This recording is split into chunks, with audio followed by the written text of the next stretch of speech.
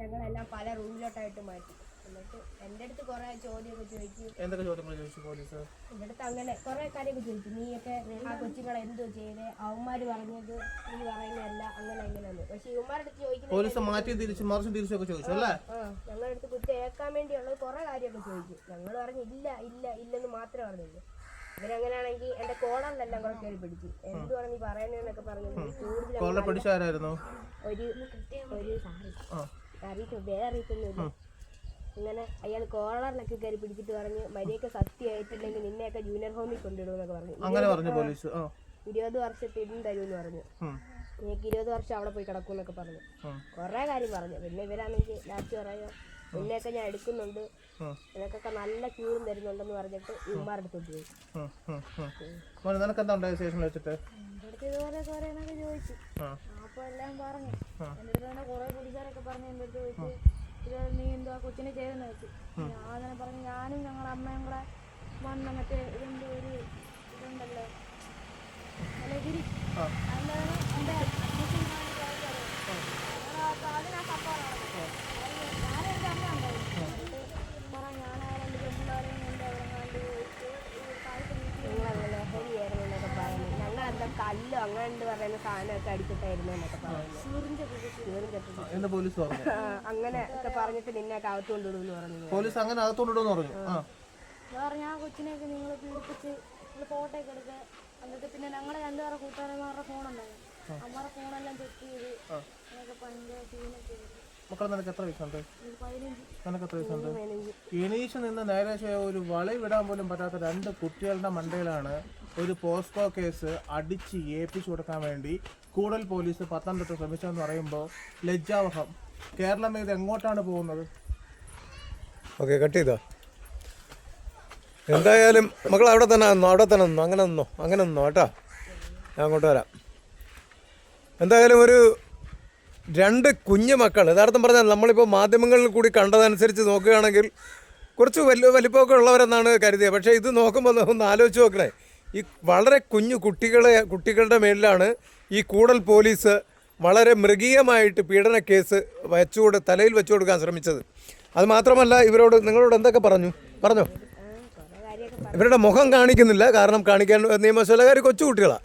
അപ്പോൾ അതുകൊണ്ട് നിയമവശാൽ നമ്മളത് നിയമം എന്നല്ല, നമ്മൾ നിയമം മറികടക്കും. പക്ഷേ ഈ കുഞ്ഞുമക്കൾ വളർന്നു വരാൻ അവർക്ക് ഒരുപാട് മേഖലയിൽ എത്താനുള്ളത് കൊണ്ട് നമ്മൾ തൽക്കാലം ഒന്നും പറയുന്നില്ല. അവർക്ക് ചിരിയാണ് കാര്യം എന്ന് പറഞ്ഞാൽ അതിനുള്ള പ്രായപക്വതായിട്ടില്ല, കൊച്ചു കുട്ടികളാണ്. എത്ര വയസ്സായി? 15 വയസ്സാണെങ്കിലും യഥാർത്ഥം പറഞ്ഞാൽ നമ്മളൊക്കെ 15 വയസ്സായപ്പോൾ കുറച്ചുകൂടിയൊക്കെ ശരീരം ഉണ്ടായിരുന്നു. ഇപ്പോൾ ഇവർക്കെന്ന് പറഞ്ഞു കഴിഞ്ഞാൽ കൊച്ചു കുട്ടികളാണ്, ഒന്നും പറയാനില്ല, വളരെ കൊച്ചു കുട്ടികളാണ്. ഓക്കെ, നിങ്ങളവിടെ എന്താ പറഞ്ഞേ? കുറ്റം കേൾക്കണമെന്ന് പറഞ്ഞു. എന്നിട്ട്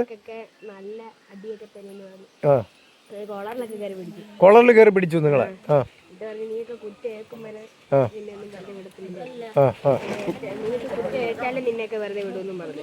കുറ്റമേറ്റ് കഴിഞ്ഞാൽ വെറുതെ വിടാന്ന് പറഞ്ഞു. പിന്നെ ജൂനിയർ ഹോമിൽ കൊണ്ടാക്കുമെന്ന് പറഞ്ഞത്.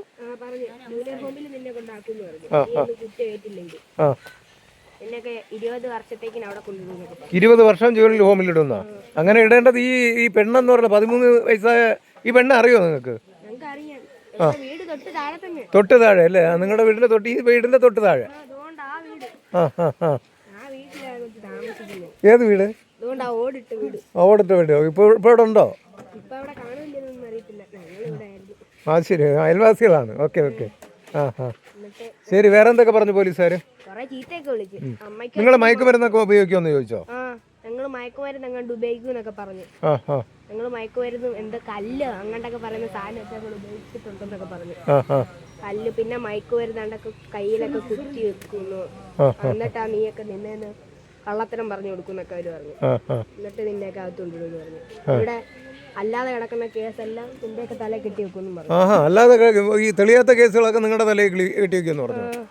വേറെന്താ പറഞ്ഞേ? പിന്നെ നിങ്ങൾ എൻ്റെ അടുത്ത് എന്താ പറഞ്ഞേ? പിന്നെ മറ്റേ ഇത് ലഹരിയുടെ ഇതിനെ വെച്ചിട്ടായിരുന്നു ഈ സംഭവം നടന്നത്.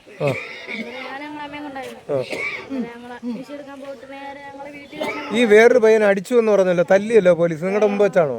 അല്ല, അല്ല അവര് 18 വയസ്സായ കഴിഞ്ഞോണ്ട് അവരെ അപ്പുറത്ത് കൊണ്ടിട്ടിട്ട് വെള്ളക്കൊക്കെ അടിക്കുന്നൊക്കെ കാലിൽ വെള്ളക്കൊക്കെ അടിച്ചല്ലേ?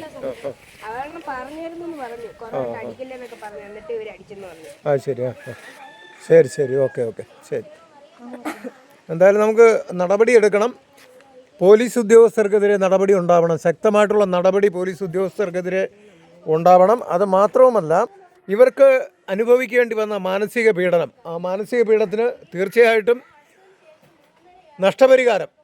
നഷ്ടപരിഹാരം കൊടുക്കണം. അവർക്ക് വേണ്ടുന്ന നിയമ സംരക്ഷണം കൊടുക്കണം. ഈ യഥാർത്ഥത്തിൽ പ്രതിയായിട്ടുള്ള ഈ പെൺകുട്ടിക്കെതിരെ നടപടി ഉണ്ടാവണം. അവളെയാണ് ജുവനൈൽ ഹോമിൽ അടയ്ക്കേണ്ടത്, ജയിലിൽ അടയ്ക്കേണ്ടത് അവളെയാണ്. നടപടി ഉണ്ടാവും. ഞങ്ങൾ കൂടെ ഉണ്ടാവും. നമസ്കാരം. വീണ്ടും അടുത്ത വീഡിയോ ആയിട്ട് വരും.